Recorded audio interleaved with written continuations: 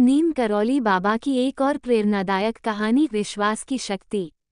एक बार एक व्यक्ति बहुत बड़ी परेशानी में नीम करौली बाबा के पास आया। उसका व्यापार लगातार घाटे में जा रहा था, कर्ज बढ़ता जा रहा था और घर की हालत भी खराब हो गई थी। वो बहुत निराश हो चुका था। वो कैंची धाम पहुंचा और बाबा के सामने बैठ गया। उसकी आंखों में आंसू थे। उसने कहा, बाबा, मैं बहुत परेशान हूँ। सब कुछ खत्म हो गया है, कोई रास्ता नहीं दिख रहा। बाबा शांत बैठे रहे। कुछ देर बाद उन्होंने पास रखे प्रसाद में से एक सेब उठाया और उस आदमी को देते हुए बोले, इसे खा लो और चिंता छोड़ दो। वह आदमी थोड़ा हैरान हुआ। उसे लगा कि इतनी बड़ी समस्या है और बाबा सिर्फ एक सेब दे रहे हैं, लेकिन फिर भी उसने श्रद्धा से वह सेब खा लिया।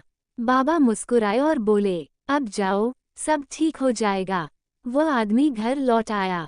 उसके मन में थोड़ी शांति आ गई थी। कुछ ही दिनों बाद उसे एक नया व्यापार करने का मौका मिला। उसने साहस करके वह काम शुरू किया। धीरे धीरे उसका व्यापार चलने लगा और कुछ महीनों में ही उसकी आर्थिक स्थिति पहले से बेहतर हो गई। कई साल बाद वह फिर कैंची धाम आया और बाबा के चरणों में गिरकर बोला, बाबा, उस दिन आपने मुझे सिर्फ एक सेब दिया था, लेकिन उसी दिन मेरी किस्मत बदल गई। बाबा हंसते हुए बोले, सेब में नहीं, तेरे विश्वास में ताकत थी। उस दिन उस व्यक्ति को समझ आया कि जब मन में सच्चा विश्वास और धैर्य होता है, तो मुश्किल से मुश्किल परिस्थिति भी बदल सकती है।